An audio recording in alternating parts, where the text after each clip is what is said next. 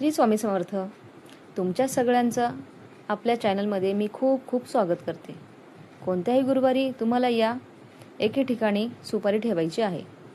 मनातल्या सगळ्या इच्छा 100% काही दिवसातच पूर्ण होतील. बघा हा सुपारीचा उपाय जर तुम्ही केला तर त्याचा 100% अनुभव तुम्हाला येईलच. आपण बघा सुपारी जी आहे ना, तर ती बऱ्याचशा देवांच्या पूजांमध्ये आपण वापरत असतो. म्हणजे असं म्हणू शकतो की सुपारीशिवाय देवाची जी आपण कुठलीही पूजा करतो, सत्यनारायण करतो किंवा वास्तुशांती करतो, त्याच्यामध्ये बघा सुपारी ही आवर्जून वापरली जाते. सकाळी देवासमोर दिवा लावून आपण आरती म्हणतो, ठीक आहे.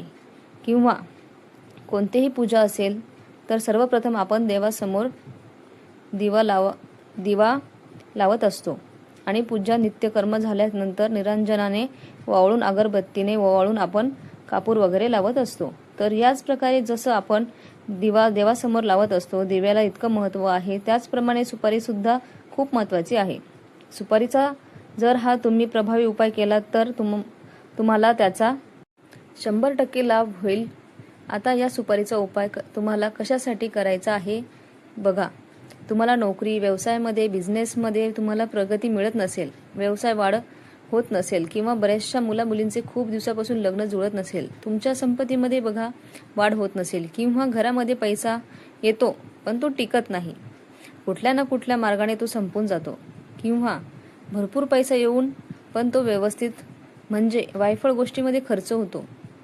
यानंतर घरामध्ये विनाकारण सततचा आजार पण चालू असतो, म्हणजे डॉक्टर वगैरे ट्रीटमेंट या गोष्टीमध्ये बराचसा पैसा खर्च होतो. कोणत्याही अशा प्रकारच्या अडचणी असतील तर या गोष्टी कुठेतरी थांबल्या पाहिजे. यासाठी तुम्हाला हा अतिशय सोपा आणि प्रभावी उपाय करायचा आहे.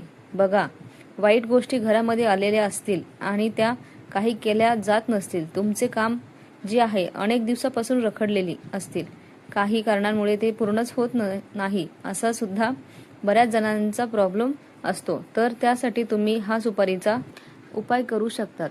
हा उपाय जो आहे तो तुम्हाला गुरुवारच्या दिवशीच करायचा आहे, इतर कुठल्याही दिवशी करायचा नाहीये. मग त्या गुरुवारच्या दिवशी अमावस्या असेल, पौर्णिमा असेल, एकादशी असेल तरी चालेल, पण गुरुवारच्याच दिवशी तुम्हाला हा उपाय करायचा आहे. या उपायामुळे मोठ्यात मोठ्या समस्या, अडचणी, दुःख जे आहेत ते दूर होतात. एवढा प्रभावी हा उपाय आहे. फक्त लक्षात ठेवा, कोणताही उपाय करताना संपूर्ण मनाने, संपूर्ण श्रद्धेने करा आणि पॉझिटिव्ह मनाने करा. म्हणजे बघा, मी हा उपाय करते आणि याच्यामुळे माझं जे इच्छा आहे ती पूर्ण होणारच आहे, असा तुम्ही मनामध्ये पॉझिटिव्हिटी ठेवून तुम्ही जर कुठलीही सेवा केली, उपाय केले, त्याचा 100% फायदा तुम्हाला होत असतो. आता बघा, उपाय गुरुवारी करायचा आहे आणि गुरुवारी केल्यावरच त्याची प्रतिष्ठी येत असते.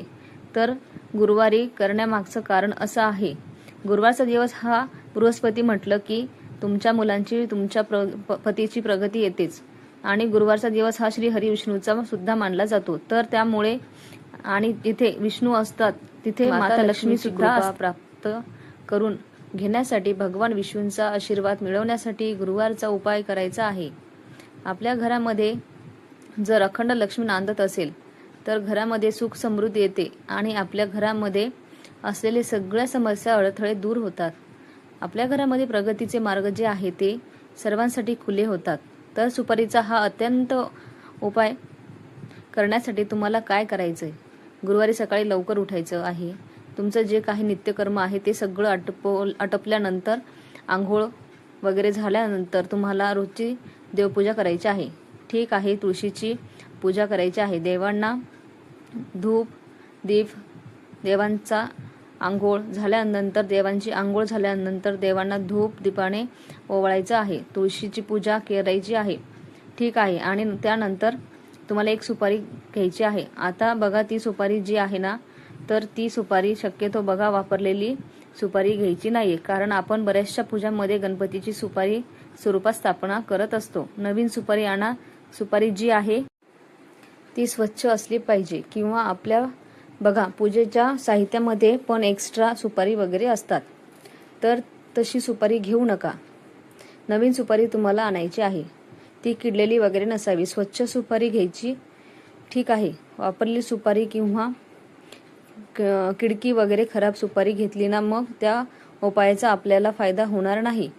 त्यानुसार गुरु बघा, आता सुपारी तुम्हाला घ्यायची आहे. गुरुवारच्या दिवशी हा उपाय करायचा आहे. सकाळी देवपूजा वगैरे झाल्यानंतर तुम्हाला ती सुपारी जी आहे तर ती तुम्हाला तामणामध्ये ठेवायची आहे. म्हणजे आपलं जे तांब्याचं ताट असतं, देवाचं तांब्याचं तामण, ते त्यामध्ये ठेवायचं आहे. त्यावर थोड्याशा अक्षता टाकायच्या आहे आणि त्या सुपारीवर तुम्हाला अभिषेक करायचा आहे. अभिषेक करण्यासाठी तुम्हाला बघा, एक पेला आणि पळी किंवा तुम्ही अभिषेक पात्र असेल तर ते पण ठेवू शकता. त्यामध्ये थोडंसं कच्चं दूध टाकायचं आहे आणि सुपारीवर तुम्हाला अगदी दूध आणि पाण्याने तुम्हाला अभिषेक करायचा आहे. अभिषेक करण्यासाठी तुम्हाला 3 वेळेस ते पाणी सुपारीवर टाकायचं आहे. पहिले बघा, पाण्यामध्ये दूध मिसळून त्या पाण्याने 3दा अभिषेक करायचा आहे आणि त्यानंतर परत स्वच्छ पाण्याने अभिषेक करायचा आहे. 3दा परत स्वच्छ पाणी टाकायचं आहे आणि अभिषेक करायचा आहे. नंतर ती सुपारी स्वच्छ पुसून तुम्हाला तुमच्या देवघरात ती सुपारी ठेवायची आहे.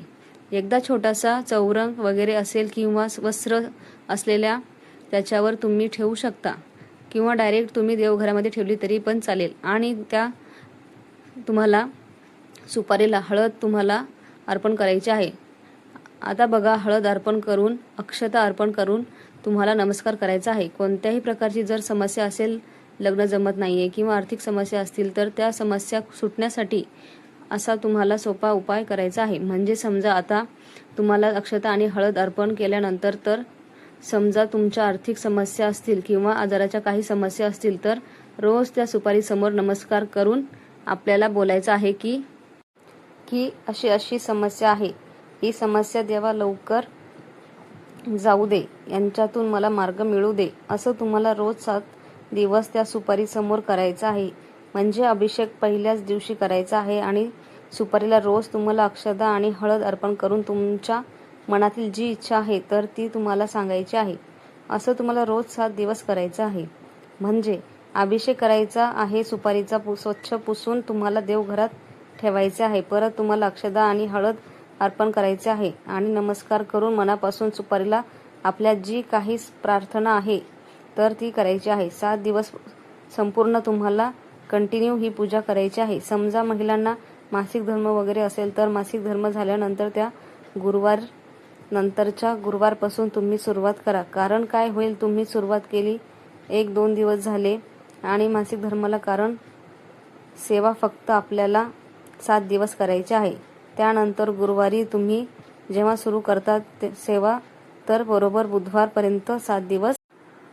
आज गुरुवारपासून तुम्ही 7 दिवस सेवा सुरू केली तर बुधवारी 7वा दिवस येतो, मग गुरुवारी 8वा दिवस येतो. तर त्या 8व्या दिवशी ती सुपारी उचलून तुम्हाला तुमच्या तिजोरीमध्ये ठेवायची आहे. आणि सुपारी अशा ठिकाणी ठेवा जिथे तुम्हाला सारखा कोणाचा हात लागणार नाही. तुम्ही लाल कपड्यामध्ये बांधून व्यवस्थित तसं पण ठेवलं तरी सुद्धा चालेल, फक्त व्यवस्थित ठेवा. आणि बघा, आर्थिक समस्यासाठी, त्यानंतर घरामध्ये कुठल्याही प्रकारचे लग्नाबद्दल, नवरा बायकोंचे काही भांडण असेल तरी सुद्धा चालेल. श्रीहरी विष्णूची कृपादृष्टी तुमच्या घरावर नेहमी राहील की ज्यामुळे बघा, सुपारी स्वरूप आपण देवाची इथे सेवा केलेली आहे. आणि बघा, जेव्हा तुम्हाला वाटतं की ती सुपारी घाण खराब होत आहे तर त्यावेळेस ती तुम्हाला पाण्यामध्ये प्रवाहित करून टाकायची आहे आणि दुसरी सुपारी घेऊन तुम्ही परत उपाय करू शकता. ठीक आहे. बघा, अतिशय सोपा हा उपाय आहे. तुमच्या समस्या कितीही मोठ्या असतील तर तुम्हाला हा उपाय करायचा आहे. अतिशय सोपा आणि खूप प्रभावी असा उपाय आहे.